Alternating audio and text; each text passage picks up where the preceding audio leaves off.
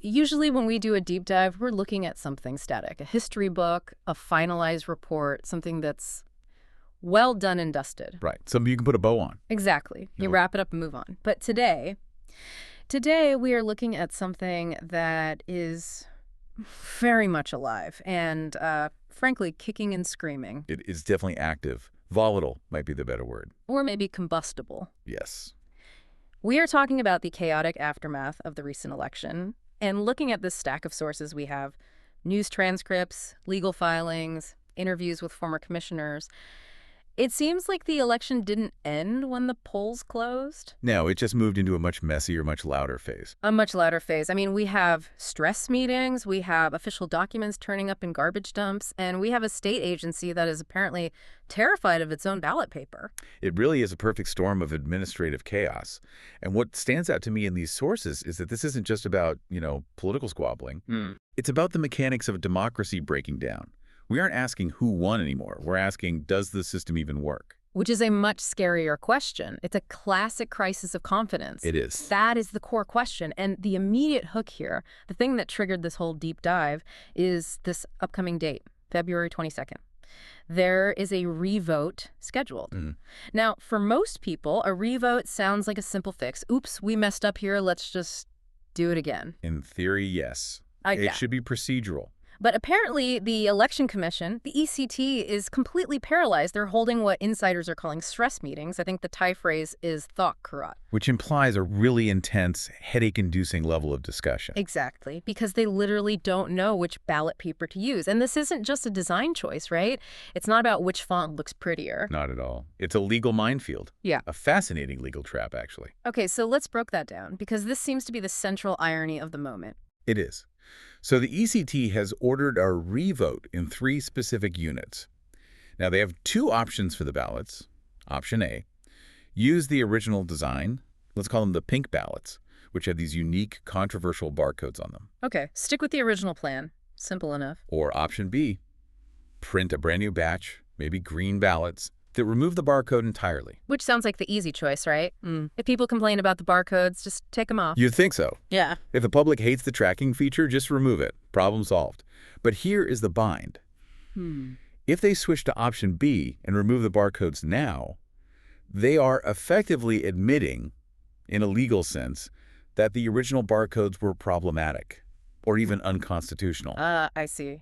Because they are currently fighting lawsuits that say those exact barcodes violated voter privacy. Exactly. If they change the design now, the plaintiffs in court can just point to that and say, see, even the ECT knows those barcodes were illegal. That's why they scrap them for the revote. It completely destroys their legal defense for the entire general election. It's like pleading guilty before the trial even starts. But if they stick with option A, if they keep the barcodes just to save face, then they are knowingly conducting a revote using a ballot format that is already under fire for violating the Constitution.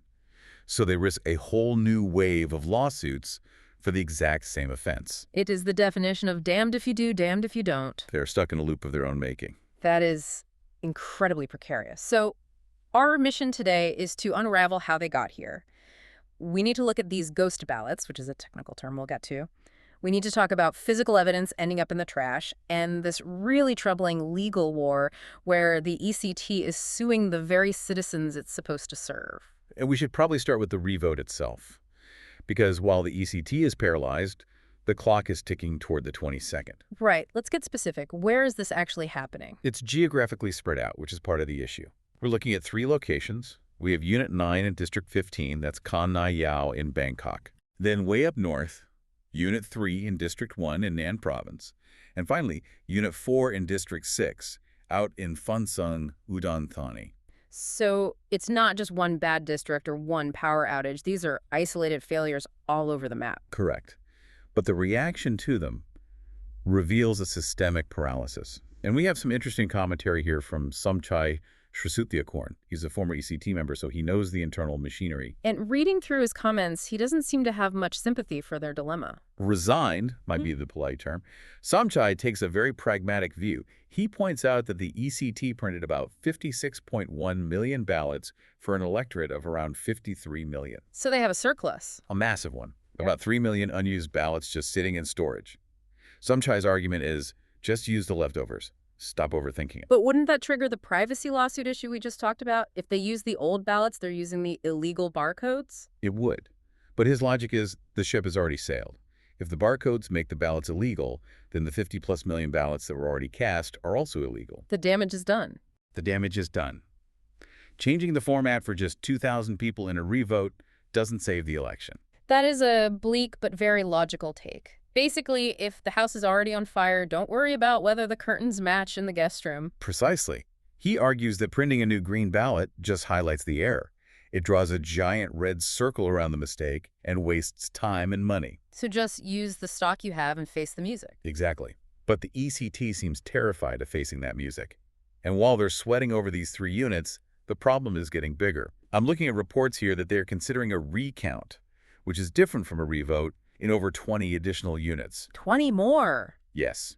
And this is where we have to get into the numbers. This brings us to the term bum bat kayang. Bum bat kayang. I've seen this translated as kicked ballots, but that sounds a bit abstract. What does it actually mean? It's a colloquial term for a specific irregularity. It refers to when the numbers refuse to balance. Specifically, when the number of ballots found inside the box does not match the number of voters who signed the registry. That seems like the one accounting metric that has to be perfect. One signature, one ballot. It's not advanced calculus. You would think so. It is the fundamental equation of an election. But the data from the ECT Report 69 website shows a massive discrepancy. Yeah, massive. We're seeing a difference of over 66,000 votes between the constituency voters and the party list voters. Wait, hold on. 66,000. Yes. Let me wrap my head around this. In a general election, you walk in, you get 2 ballots, right? One for the local candidate, one for the party. Correct. You get 2 sheets of paper. So the total number of people voting for candidates should be pretty much identical to the number voting for parties. You can't have 66,000 people just vanish between ballot boxes. Well, technically you can choose not to mark one, but the number of ballots issued should track. A gap of 66,000 implies that either 66,000 people disappeared or, and this is the ghost ballot theory, extra ballots were stuffed into one category but not the other. That is the population of a small city just unaccounted for. That's not a rounding error. And that is what is fueling this crisis of confidence. The ECT hasn't been able to officially declare results because they cannot explain where these ghosts came from. It's one thing to have ghosts in machine digital errors, but it's another thing entirely when you find the evidence in the literal garbage. We have to talk about the Samut Prakan incident. It does sound like bad fiction. It really does. This happened in District 6, Samut Prakan. Local residents found official tally sheets dumped in a municipal garbage pit. And just to be clear for everyone listening, tally sheets are the primary source documents, right? This isn't scratch paper. No, these are the bedrock of the count, the 511 forms. Before the vote goes into a computer, it goes onto this paper. And there they were, mixed in with household trash. So what was the official excuse? I can't imagine what that press release looked like. The defense was bureaucratic. The provincial election director claimed these were spoiled sheets. He said the committee made a mistake, maybe wrote a number in the wrong column, so they voided the sheet, set it aside, and copied the scores onto a new one. Okay, let's assume for a second that is true. People make mistakes. But standard procedure isn't throw the government document in the dumpster, is it? Absolutely not. That is a critical failure. In election administration, even a spoiled document is vital evidence. It proves a mistake was made and corrected. It's supposed to be marked void and kept for the audit trail. Right, because if you just throw it away, nobody can verify if it was a mistake or if someone was, rewriting the result. Exactly. The chain of custody is broken. It suggests either gross negligence or, as the ECT is now investigating, an attempt to create a situation. Create a situation? That's an interesting phrase. It's a polite way of saying someone might be planting evidence to discredit the election or hiding evidence of fraud. It creates a vacuum where conspiracy theories thrive because the official explanation, we just threw it out, is incompetent at best. It feeds directly into that ghost ballots narrative. If you can't track the paper, you can't trust the digital result. Precisely. And speaking of trust and tracking, we have to go back to the barcodes. We touched on this at the beginning, but we need to drill down into why these are such a problem. Why are people filing complaints with the Personal Data Protection Committee? Yeah, why is this specific barcode freaking everyone out? The fear is based on how databases work. These ballots had unique barcodes, not just a batch number, but a unique identifier. like ethereal number on a banknote. Okay. And if you have a unique number on a ballot, and you also have a list of voters, in theory, you can link that specific piece of paper to a specific person.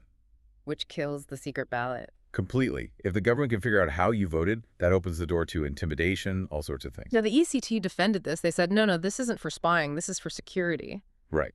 The forgery defense. They claimed the barcodes and QR codes were to prevent counterfeit ballots. That sounds reasonable on the surface, but then we have the testimony from the tech expert Thanarat on the Rungyang Yairai Wan show, and he blew that defense out of the water. He did. With one simple observation that was seen at polling stations across the country. Which was? During the counting process, no one scanned the barcodes. Wait, what? This is the part that blows my mind. They put these high-tech, privacy-invading codes on the paper to verify them, but the people counting the votes just use their eyes. That appears to be the reality. There were no scanners at the counting tables. The officials counted by hand, visually. So if I had printed a fake ballot with a fake barcode and nobody scanned it, It would pass? it would look exactly like a real ballot. The security feature was functionally useless. So it's like installing a retina scanner on your front door, but then leaving the window wide open. And paying a fortune for the scanner. This goes back to Somchai's analysis of the procurement budget. He looked at the standard specs for anti-fraud ballots. Usually you look for things like microtext, invisible ink, watermarks. The classic currency-style security, the stuff that works without a computer. Right. Proven passive security. But barcodes and QR codes, those were not in the standard requirements. They were expensive add-ons. And we're talking about a budget of roughly 4 billion baht for this whole election. Yes. So the question becomes, if you paid for security features that weren't standard, and then you didn't even use them for security, why were they there? That is the scary question. Because if they weren't used for security, the only other thing a unique barcode is good for is tracking. That is the conclusion many are drawing. And that leads us to the most conflict-ridden part of this deep dive. Because when everyday citizens started pointing these things out, the ECT didn't just issue a correction. They sued them. They sued them. This is the legal war aspect. We're seeing reports from Chonburi District 1. Who exactly is being targeted here? No, and that's what makes it so concerning. Right. These aren't political operatives. We are talking about regular citizens. Names mentioned in the reports include Fern and Fawn, various youth activists, people who just showed up to watch. And what are they being charged with? The charges are things like damaging election property or disrupting the peace. The ECT's narrative is that these individuals interfered, but the activists say they were just monitoring. Right. Their defense is that they found a ballot box that was already open or unsealed. They were demonstrating the irregularity, filming it. They see their actions as protecting the vote. And the ECT sees that as disruption. It got so heated that the Senate actually had to step in. It did. The Senate Committee on Political Development invited both sides to talk. They're very concerned that these look like SLAPP suits. Strategic lawsuits against public participation. That's a heavy accusation. It is. It's a tactic used to silence critics by burying them in legal fees. The Senate urged the ECT to withdraw the lawsuits, essentially saying, look, these are citizens doing their civic duty. Don't punish them for being vigilant. And did the ECT back down? No, they refused. They refused the Senate. Stood their ground. And their reasoning is quite revealing. They argued bureaucratic necessity. They claimed that if they don't sue, they could be accused of negligence of duty. So their logic is, the law says we must sue. If we forgive them, we're breaking the law ourselves. That's the argument. That feels incredibly rigid. You have a massive crisis of public trust. People are finding your paperwork in the trash, and your priority is to prosecute the people who are asking questions. It creates a deeply adversarial relationship. Lawyer Melissa Pasaya from the Human Rights Lawyers Association put it quite well. She argues that in a democracy, the public is the watchdog. If the watchdog barks because the door is open and you kick the watchdog, you aren't making the house safer. You are just hiding the vulnerability. So where does that leave us? We have a revote on the 22nd. We have lawsuits. How is the ECT communicating about all this? Well, quite the opposite of communicating. They have retreated into what I would call paper silence. Paper silence. Reports suggest the ECT has decided to stop holding press conferences entirely. Their logic, and this is stated in the reports, is that speaking causes more errors or misinterpretations. Wow. So they are literally hiding behind the paperwork. We keep saying the wrong thing, so we're just going to stop talking. It's a defensive retreat. At a time when the public demands transparency, Retreating behind a wall of text usually has the opposite effect. Right. It just fuels speculation. If you aren't talking, people assume the worst. Exactly. It feels like we are watching a slow-motion car crash, but the drivers have decided to tint the windows so we can't see the panic inside. That's a very vivid and likely accurate image. And this February 22nd revote is imminent. The pressure is immense. But there are issues there, too. If they use the pink ballots and someone sues, or if they use green ballots and admit the first ones were flawed, or if the count is weird again. Then those 3 million spare ballots become a massive liability. It just shows how fragile trust is. You can spend $4 billion on an election, but if you can't explain why a tally sheet is in a garbage dump or why you need a tracker on a secret ballot, all that money doesn't buy you credibility. It really does seem like the system is being tested from every angle. 66,000 ghost votes, tally sheets in the trash, citizens being sued, and an election commission that's gone silent. It's a precarious position for any democracy. The mechanism of voting relies entirely on the shared belief that it works. Right now, that belief is shaking. I want to leave the listener with one final thought to mull over. We spent a lot of time on those high-tech barcodes, the ones that sparked privacy fears, caused lawsuits, the ones that might make the ballots unconstitutional. The ones that cost millions of baht. Exactly. If those barcodes, the source of all this pain and panic, weren't even used to verify the ballots during the count, then what was the point? Why were they there? Was it incompetence or was it surveillance?